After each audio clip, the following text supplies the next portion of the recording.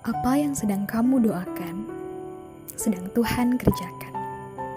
Percayalah, semua akan indah menurut rencananya dan waktunya. Setiap orang pernah mengalami masa sulit dalam hidupnya. Kesedihan, kepahitan, kekecewaan, kehilangan orang yang dicintai, kesulitan keuangan, penyakit yang belum terobati, difitnah, dihina, dihianati. Saat dimana orang yang sudah kamu bantu ternyata memanfaatkan kamu. Kalau kamu sedang melalui masa sulit itu, saat ini juga saya ingin katakan kepada kamu, semua akan baik-baik saja. Ya, semua akan baik-baik saja. Walaupun mungkin situasi kita berbeda, tapi saya pun pernah mengalami masa-masa sulit itu. Kesedihan itu, kepahitan itu, dan saya tahu rasanya. Saya tahu rasanya ketika pertama kali mendengar kabar buruk itu. Kaget, lalu tidak terima. Dalam lubuk hati, kita masih berharap dan menolak untuk menerima apa yang terjadi. Nggak mungkin lah. Masa sih dia tega? Enggak. Kayaknya ini nggak bener deh.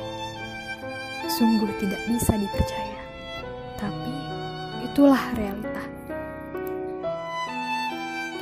Kadang tidak semua terjadi sesuai yang kita harapkan. Tapi sebenarnya justru rasa pahit itulah yang menyadarkan. Saya juga tahu rasanya ketika kita marah terhadap keadaan, marah kepada diri kita sendiri. Duh, kok bisa sih aku sebodoh itu? Kenapa aku membiarkan hal ini terjadi? Kenapa aku percaya aja? Kenapa selama ini aku tidak pernah melihat? Apa salah saya?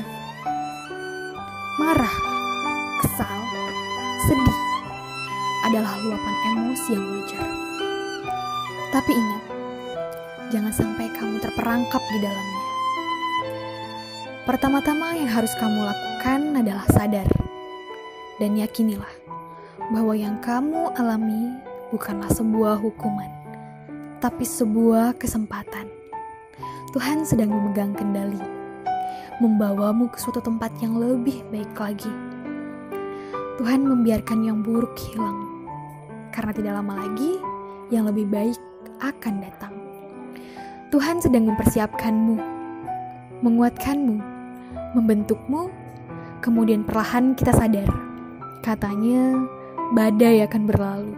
Katanya, saya harus bisa melupakan. Katanya, saya harus bisa melihat ke depan dan menjadikan ini pembelajaran. Tapi kok gak mudah ya? Memang tidak mudah. Namanya juga manusia.